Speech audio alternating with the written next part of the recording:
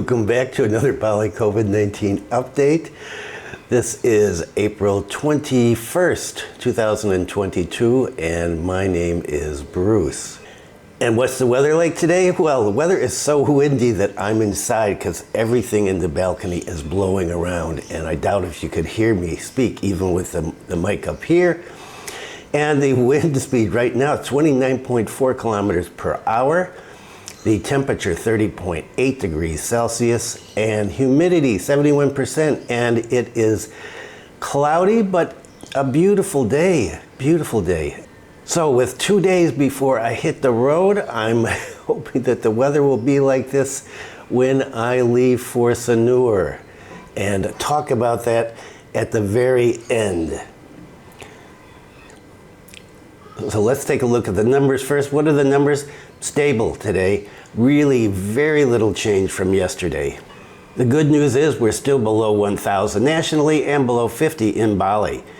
National new cases, 741. National recoveries, 4,635. And national deaths, 37. What about Bali? Bali hit 38 new cases today, 30 recoveries, and 0 deaths. So great news there. So numbers are stable, and that's good. I'm feeling pumped. We've already started Mudik, as I said yesterday. It's trickling right now, but it is going to get rolling in a few days. And so we'll see how that affects our numbers. So let's get started with the main story.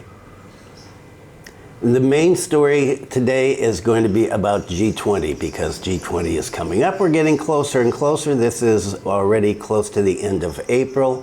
And there are going to be a lot of different events about G20, so you're going to be hearing a lot about G20. G20 tourism side events aim to open thousands of jobs. As mentioned yesterday in a comment, I think Pak Sandiaga Uno has taken my crystal ball because he's got a lot of predictions coming up. And so the tourism minister, Pak Sandiaga Uno, on Wednesday launched the G20 Side Events program on tourism and creative economy. And he said he hopes that this will open up 15,000 new job opportunities. These side programs, kind of like side dishes in Korean cuisine, are aimed to be hosted in multiple regions across the country, and they're going to promote Indonesia's tourism. What about some examples of the side events? Well, there's the Wellness Tourism Conference and Festival, which comprises conferences and exhibitions about Indonesia's potential towards herbal uses for healthcare, yoga, and healthy diets. And that's going to be hosted in Solo in August. If you've never been to Solo, I suggest you go there. Fascinating city, a lot of history. Another event is called the Indonesian Creation Appreciation, or AKI Roadshow, across 16 regions in the country, and it's going to highlight the development of medium and small enterprises in Indonesia through boot camps. Okay, I'm interested in seeing what this actually works out to be like. And the third event is dubbed the Third World Conference on Creative Economy, and that's not Third World, it's the Third World Conference on Creative Economy, and it's going to be held right here in Bali in October. The first event was hosted in Bali, then it was done in Dubai, and this is the third event, and it is back in Bali again. And these events are packaged under a main event called World Tourism Day, initiated in Bali on September 27th. World Tourism Day, okay. And well, I hope that the 15,000 jobs show up thanks to G20. And we're going to talk about G20 in Buleleng right now. 3 tourist villages in Buleleng proposed as G20 visit locations. Okay. Now, you know, if you've been in Bali before, if you haven't and you've heard me talk about it, Buleleng is one of the less popular spots for tourism. There are quite a few foreigners living here.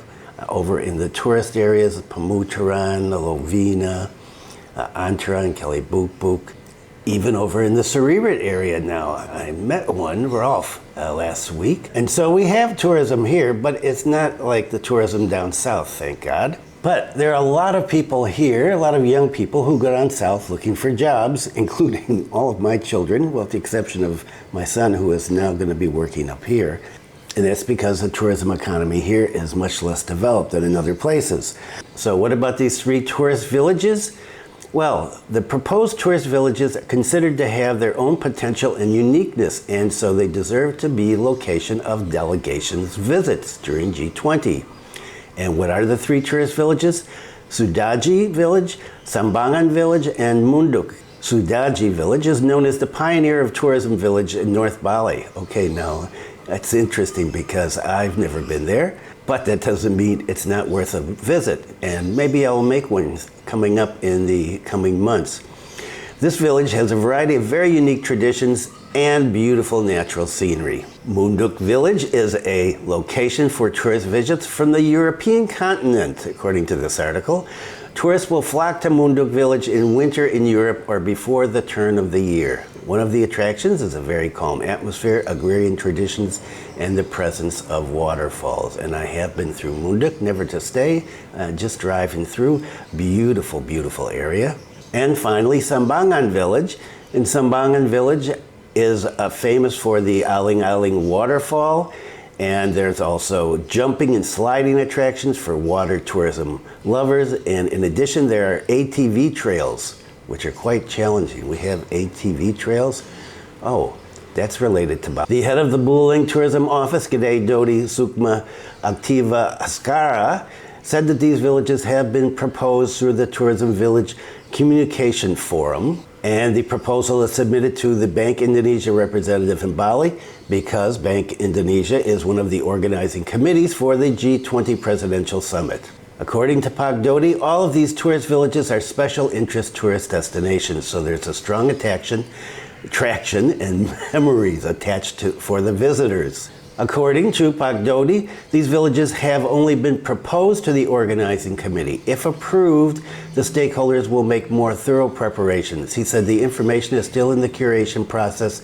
We'll try our best so that the proposed villages can be designated as the delegation's visit locations, and let's hope that they are successful.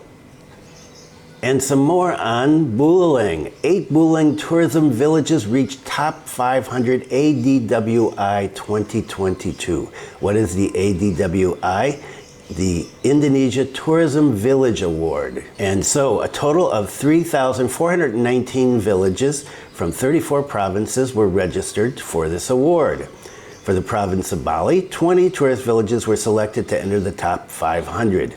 And 8 of those 20 are here in Buleleng. And according to Pagdodi's in this too because he's the head of tourism here, he said we should be proud because spectacularly 8 tourist villages in the Buleleng Regency managed to enter the top 500. This is an extraordinary achievement and cannot be separated from the hard work of all parties, including stakeholders in the villages. Pagdodi explained this process. He said after going through a series of curation stages based on an assessment from a jury on 7 categories of assessment, classification, and completeness of data of the Village Tourism Network, the Ministry of Tourism and Creative Economy announced the top 500 on their YouTube channel, and that was where ours came up. And the 500 nominations will be further narrowed down to the top 50 with 7 categories. And the categories are homestay, creative digital content, souvenirs, toilets. Okay, that's an interesting one.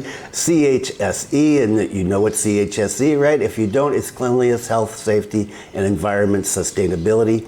And institutional. I'm not sure what institutional is. As support from the government for this, he said people from the tourism office will train local tourist village operators in order to be given an understanding of how to fill in the forms in order to advance, and how to make a narrative about their village, how to take good angle photos, and also complete narrated videos.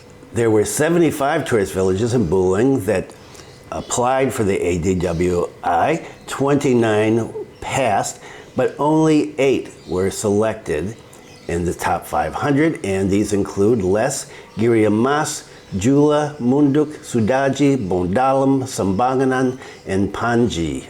Bagdodi said, of course, for tourist villages that have not passed, we will always provide assistance so that next year they can take part in the same event. And so good luck to those villages on moving into the top 50. Let's hope we get at least a couple. And some more on tourism in villages. And well, you may remember a segment a while back about Kintamani requiring tourists and sometimes just passers-by to pay a fee. Well, it got a lot of complaints from foreigners and local travelers, and also from the Hotels Association. But according to government officials, that hasn't impacted tourism like people say. Retribution in Kintamani called not an influence on tourist visits. According to the head of the Bangli Regency Tourism and Culture Office, Iwayan Sugiarta, he said that this levy that was imposed on tourist attractions has not affected the number of tourists coming in. In fact, he said, it's increased. The levy was initially imposed around February 17th, and there was a slight drop, but then numbers went up. He said on February 26th, it reached 1,383 people. And Pak Sugiarta said, compared to tourist visits to Kintamani in the same period in 2021, the number of tourist visits did not differ much. And so he said that mostly people come on Saturdays, and I'm thinking those are day trippers who come up to take photos in the cafes up along the ridge there. It's a beautiful place, great place for photos. Get a lot of local people who go up there, a lot of young people who go up there and want to take selfies and have some coffee. Regarding a statement from the head of the PHRI Bangli, the Hotels Association of Bangli, which stated that there was a decrease in tourist visits by up to 70% due to the impact of levies, Pak Sugiarta said that the decrease may have been in accommodations, but not in people coming to Bangli, to Kintamani. He said those who travel to Kintamani have various kinds of visits. Some go to coffee shops, some go to an inn, some take a walk to enjoy the view. He said the PHRI statement regarding the decrease is only used as a measure of accommodations, and perhaps the central point is the accommodations belonging to the chairman of PHRI. Wow. He said, we don't know that. If you look at other inns, they are doing okay, you know. And Pak Sugiarta said that there is going to be a meeting in Regency government to discuss this issue, and that meeting is being held today. He said, hopefully there will be no obstacles. Obstacles to what? I don't know. Wasn't mentioned. Okay, and so if you've got something to say about Kintamani and fees, and I know some of you do, I certainly do. I have had so many problems in Kintamani over the last 32 years with people wanting money for the roads, wanting money to pass through, money for this and that. I bypass Kintamani if possible. I drive through, I don't stop. And unfortunate too, because Kintamani looks like a cool place to visit. I just don't want to be hit up for extra money. But Bangli has a reputation for asking for money from people for a lot of things. Okay, on to domestic travel. Good news for parents. Antigen not required for domestic air passengers aged 6 to 17. The Indonesian Transportation Ministry has revised the regulations for domestic travel actors. It now states that passengers between the ages of 6 and 17 who've received the second dose of the vaccine are not required to show a negative antigen test. However, they will have to show their vaccination card or certificate. And according to a spokesperson from the Transportation Ministry, people who are traveling by air are advised to have complete documents required ready so they will not experience problems during check-in. Okay, so good news. No antigen test for the kids if they've been double vaxxed. And one more segment today. Government brushes off privacy concerns over COVID-19 app. Okay, what COVID-19 app? Peduli Lindungi, which is a much discussed app. The government insists that its mobile COVID-19 tracking application does not keep users' personal data indefinitely and that measures have been taken to improve data protection and use. This follows a report from the U.S. government that raises concerns over the potential interference of privacy. In 2021 report on Indonesian human rights practices, the U.S. Department of State flagged NGO concerns about what information was gathered in the app and how the data was stored and used by the Indonesian government. According to Health Ministry spokeswoman Siti Nadia Tarmizi, talked about her many times, she acknowledged the security concerns surrounding the app but assured that measures have been taken to mitigate potential problems. She said that while civil society's concerns are understandable, its security was thoroughly being reviewed, seeing as the app is so central to the government's pandemic recovery efforts. And I've used it one time since it's come out. Maybe this weekend in Sanur, some people will ask me for it. We'll see, and I'll talk about it in a video. So Ibu Nadia said that given the report, the 2021 report, well, it's slightly out of date because since then there have been a lot of improvements in data use and protection, particularly encrypted data. According to this article, the government app has gained notoriety among NGOs for requiring its users, essentially every individual in Indonesia, to provide sensitive personal data points and have their movement in public areas recorded in the app as part of efforts to curb the spread of the deadly coronavirus. The app's privacy policy states that it retains user-submitted data including name, date of birth, identification numbers, mobile phone number, address, profile photo, and passwords, among other information. As of October last year, wow, this goes back a long way. More than 60 million people have downloaded the app. Well, if 60 million downloaded in October, it's a lot more than that now. Ibu Nadia said that users could erase their data history in the app and not all collected user data was stored indefinitely in its data centers. She said the ministry is working together with National Cyber Encryption Agency, BSSN, and the Communications and Information Ministry to put layered security systems in place. She said, "We made the Peduli Lindungi program to protect our people. We have, in fact, been better at overcoming COVID-19 than the U.S. Wow. Okay, Ibu Nadia. According to the 2021-2022 ministry data, the app has managed to prevent 3.7 million individuals who are not completely vaccinated from entering public areas. It's also prevented some 538,000 infected people from traveling and accessing public areas." Okay, if you've got any comments on your use of the Peduli Lindungi app, or if anybody has ever asked you for it other than coming into the country, and maybe they haven't, I don't know, leave a comment below. I'm really interested in this. Okay, that is it. Done for today. Tomorrow, there will be no video because I'm going to be trying to finish up Sue's last cooking video, which we did on Sunday, and it's taking me some time. And because I'm going to be on the road on Saturday and Sunday, I'm not going to have time to do that. So I'm going to be doing that tomorrow, and there will be a video tomorrow if something huge happens, like some clarification of visas and fees and things. Hopefully, Saturday, before I leave for Sanur and the South and the world of tourism, I will be able to upload the food video on Saturday instead of Sunday because I'm not sure how the internet is going to be working at the homestay that I'm staying at in Sanur. And yesterday, I said, thanks Liz for noticing that.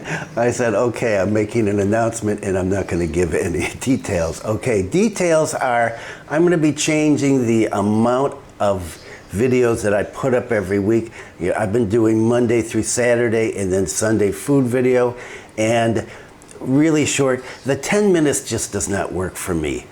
It's just too short. That's not the way, that's not who I am. I'm an anthropologist. I'm not a tourism guy. I like to talk about things and try to put them together. The whole thing with an anthropologist, or this anthropologist anyway, is that I want to see patterns. I want to see how things fit in together, not just here in Singaraja or in Bali, but in Indonesia and broader in Southeast Asia and in the world. And sometimes that takes a lot longer than 10 minutes. The videos are going to be a little longer. Okay. All right. If you found this video helpful, useful, informative, inspiring, fun, amusing, non-irritating, please consider giving it a thumbs up. That does help with the YouTube algorithm. And if you haven't subscribed, please consider subscribing. Thanks for viewing. Stay safe. Be kind to someone today. And I will see you on Saturday